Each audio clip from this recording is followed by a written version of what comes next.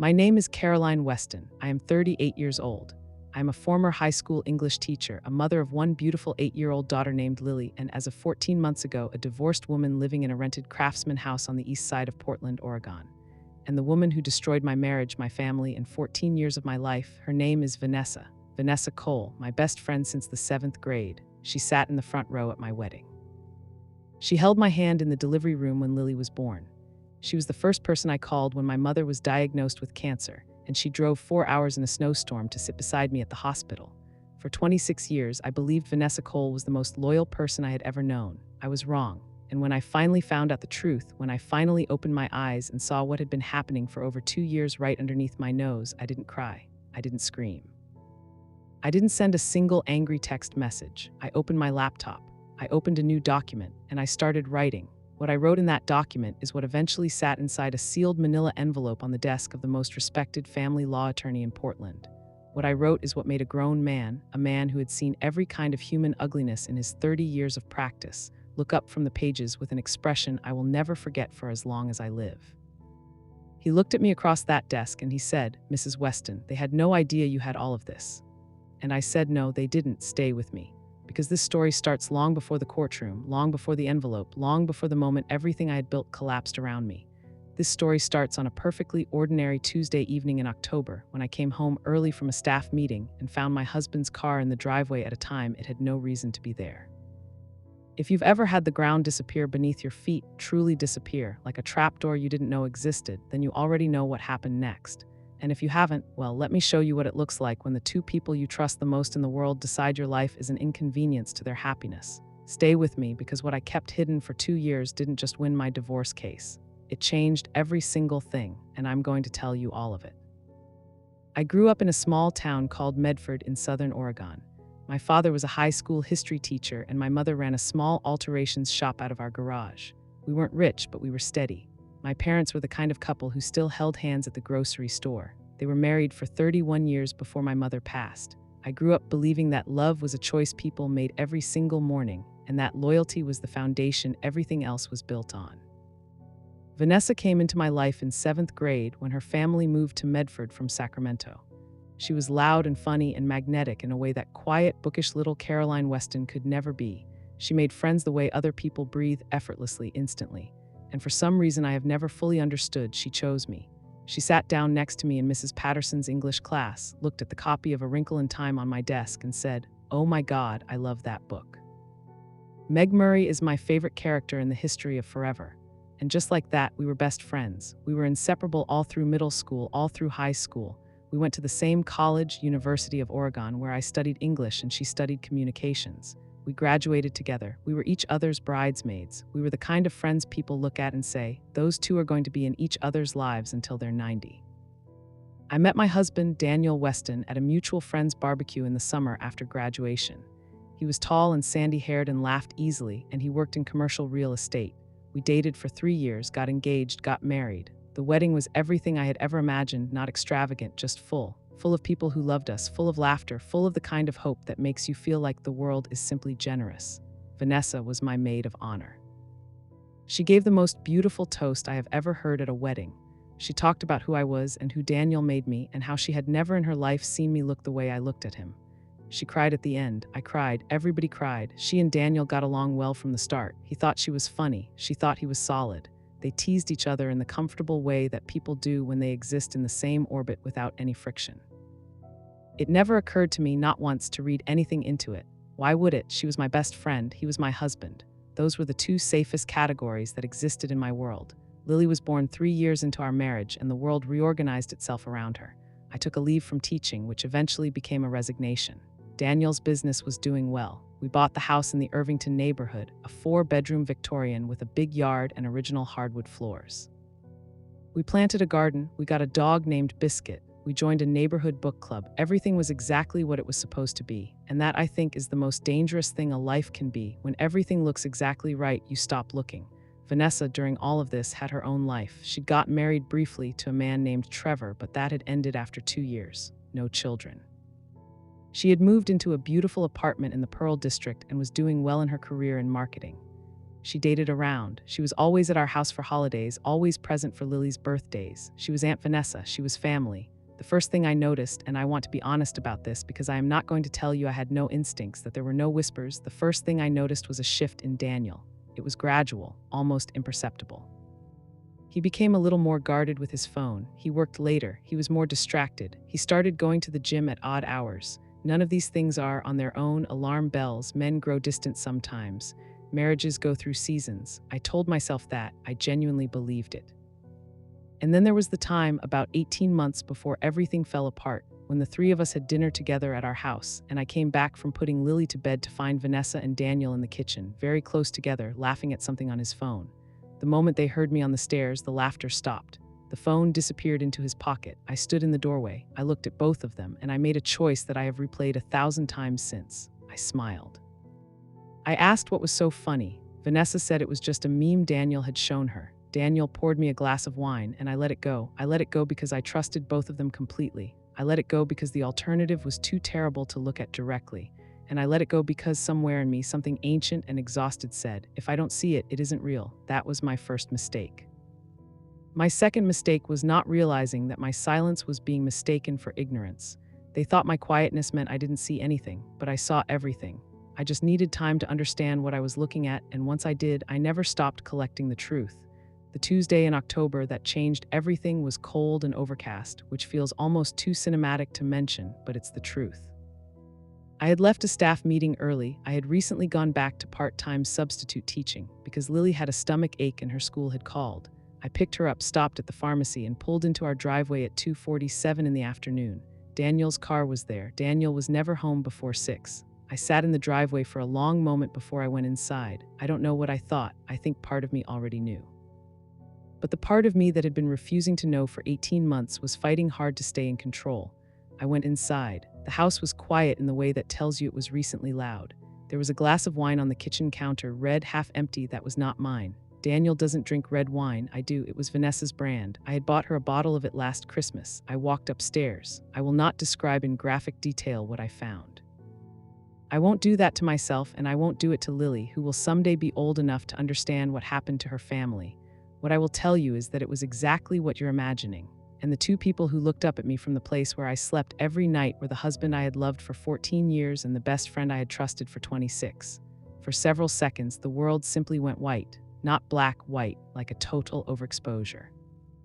Like everything burned away at once. And then I turned around, walked back down the stairs, took Lily to the kitchen, made her toast with honey because her stomach hurt, and sat at the table with her while she ate and watched a cartoon on the iPad. I did not make a sound. I don't know where that came from. I honestly don't. Some reserve of stillness I didn't know I had. Later, a therapist would tell me it was dissociation. That my mind simply couldn't process the magnitude of what had happened, and so it split off, put me on autopilot. All I know is that I sat there and watched my daughter eat her toast and thought, whatever I do right now, it cannot hurt her. Daniel and Vanessa came downstairs about 15 minutes later, separately, both red-faced and awful-looking, and Daniel started talking, stumbling over himself, voice shaking, and I looked at him very calmly and said, "Not right now. Lily is here." He stopped. Vanessa looked at me with something in her eyes that I will describe as the beginning of regret, not remorse. Just the first faint flicker of the understanding that she had miscalculated. She left. Daniel didn't try to stop her. That night after Lily was asleep, Daniel and I sat in the living room and he cried and talked and confessed. He said it had been going on for 8 months. He said it didn't mean what I thought it meant. He said he loved me. He said he was sorry. He said all of the things that people say when they are finally caught and suddenly terrified of consequences. I listened to every word, and then I said, I'm going to need some time to process this. I'm going to ask you to sleep in the guest room for the next few weeks while I figure out what I want to do. He agreed. He seemed almost relieved by how composed I was. I think he expected screaming. I think he expected dishes thrown, doors slammed, immediate ultimatums. He got none of that. Because here is the thing I understood in that moment with a clarity that almost frightened me. Anger in a situation like this is a luxury. Anger is fast and bright and burns itself out. What I needed was not anger. What I needed was information, evidence, understanding of the full scope of what had been done to me. I needed to know everything before I decided anything. That night, after Daniel was in the guest room, I opened my laptop. I started a document that I titled simply Everything, and I began to write down every single thing I could remember, every strange moment, every odd glance, every time the phone disappeared, Every time Daniel had claimed to be somewhere that I now had reason to question. Every exchange between him and Vanessa that I had let slide by without examining too closely. I wrote for 3 hours. What emerged was not the portrait of an 8-month affair. What emerged was a timeline that stretched back much further than Daniel had admitted. The gym trips that started over a year ago. The work trip to Seattle the previous March that I had never been able to fully reconcile. The fact that Vanessa had known to the day when I would be out of town at my mother's in memory event last spring. Information she could only have gotten from Daniel. 8 months was a lie. I needed to know how big the real lie was. Over the next 6 weeks during which I functioned, I taught, I raised my daughter, I cooked dinners, I smiled at neighbors, I built a case. I won't detail exactly how because some of what I did walked the edge of what is proper and I want to be fair to myself in this telling. What I will say is that I am a very thorough person. I am a person who kept every text conversation, every email, every receipt. I am a person who, when my husband's cloud backup accidentally synced to our shared family iPad one afternoon, did not immediately tell him. I am a person who took screenshots.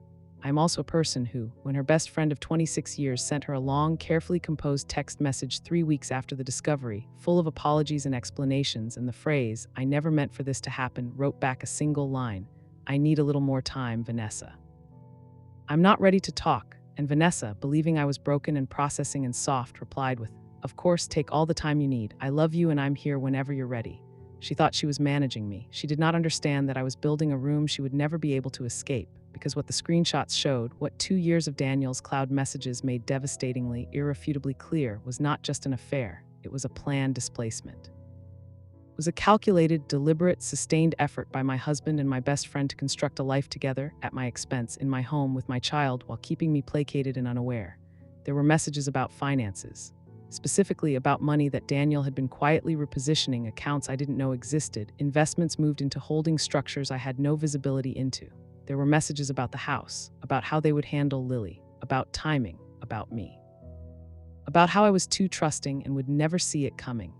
I printed every page, I organized them chronologically, I put them in a binder, and then I called a lawyer. What I handed that lawyer wasn't just proof of an affair, it was proof of financial fraud, proof of premeditation. Proof of a conspiracy to strip me of everything I had built, and they had put it all in writing, every single word. His name was Richard Garner. He had been recommended to me by a colleague whose own divorce had been complicated, and when I walked into his office on a gray November morning with my organized binder and my calm hands and my very clear eyes, he looked at me the way people look at someone who surprises them. "Most clients come in here crying," he said, not unkindly. "I did my crying at home," I said. "I need to be useful right now." He nodded, and we got to work. What followed was the most methodical 6 months of my life. Daniel, who had been living in the guest room under the impression that we were taking space to see if the marriage was salvageable, did not know that I had retained counsel. He did not know about the binder. He did not know about the screenshots. He believed, because he had always believed, that I was the trusting, gentle woman he had married, and that even in pain I would be slow to move and easy to manage. He and Vanessa had, it turned out, been planning this transition for over a year. The financial repositioning I had discovered was real and it was significant. Daniel had been systematically moving assets, not hiding them in a dramatic, obvious way, but restructuring them through a series of small, plausible-sounding business decisions. His commercial real estate business had created 2 subsidiary LLCs in the past 18 months. Capital had been moved into those LLCs in ways that, on the surface, looked like normal business operations.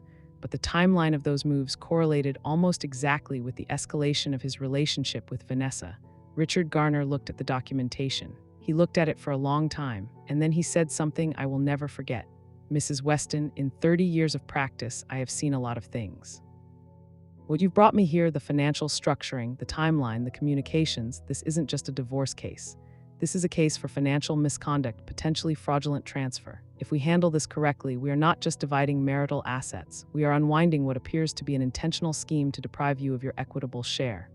I nodded. He said, "Do you understand what that means in practical terms?" I said, "It means he didn't just cheat on me. He tried to rob me." "That," said Richard Garner, "is exactly what it means."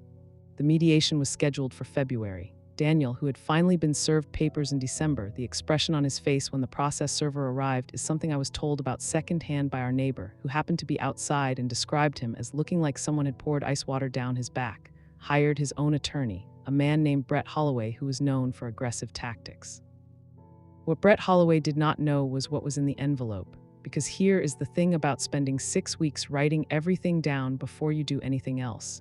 You create a record of your own state of mind. You document not just the evidence, but your understanding of the evidence, your thought process, your timeline.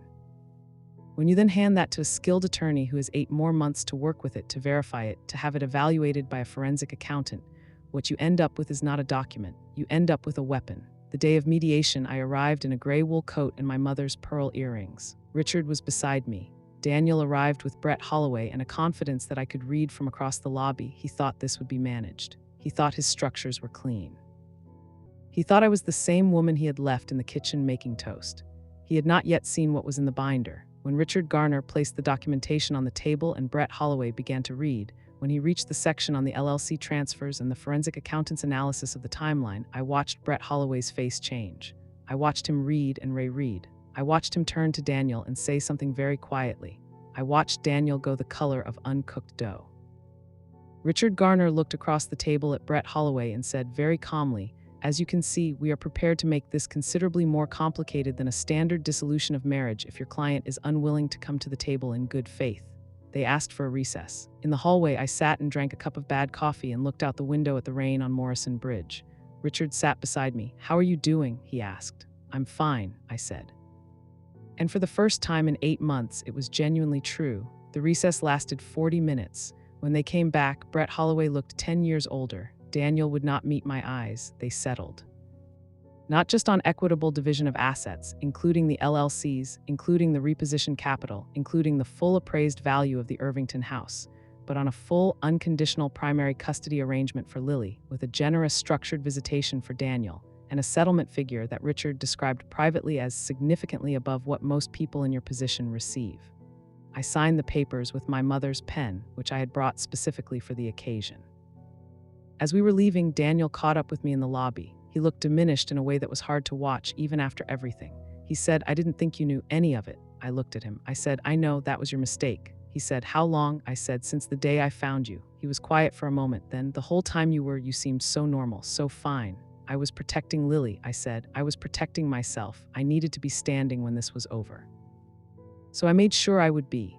I walked out of that building into the February rain, and I did not look back. Now, I have not mentioned Vanessa in this section, and some of you are wondering about her. Where was she in all of this? She was in my phone, still sending careful, measured texts, checking in, asking if I was okay, still playing the role of the grieving, guilty best friend who desperately wanted reconciliation. She had no idea I had spoken to a lawyer. She had no idea what Daniel had disclosed and what he had not disclosed that I had found for myself. She found out the day the divorce was finalized, Daniel told her. And the text she sent me that evening, a long, furious, disbelieving wall of text, revealed something I had long suspected but could now confirm beyond any doubt. She hadn't been sorry, not really. She had been strategic. She had been playing the long game too, in her own way, keeping me close, keeping me calm, keeping me positioned as the sad wife who would eventually be gracious about everything, so that she and Daniel could eventually have their life without too much fallout. She had not expected this. She had not expected me to win so thoroughly, so completely, so silently. Her text included the line, "I can't believe you would do this to him, to us, to us." I read that 3 times. I did not respond. She said I did this to them, 26 years of friendship, and she said I did this to them. Wait until you hear what happened when she tried to come to my door. Vanessa came to my door on a Saturday morning in March, 5 weeks after the divorce was finalized. I know because I watched her pull up through the window, and I had about 30 seconds to decide what to do. I opened the door. She stood on my porch in a jacket I had complimented once, holding a tray of coffees from the place we used to go to together on Sunday mornings. She looked like she had not been sleeping. She looked like she had been rehearsing this conversation. She said, "Can we please talk?" I looked at her for a long moment, and then I stepped aside and let her in. We sat at my kitchen table, the same table where Lily had eaten her toast that October afternoon, and Vanessa laid out everything she had come to say. It was a performance, a very good one. She talked about how she had never intended to fall in love with Daniel. She talked about how she had fought it for years. She talked about guilt and confusion and how she had always, always loved me. She cried real tears. I want to give her that. They were real tears.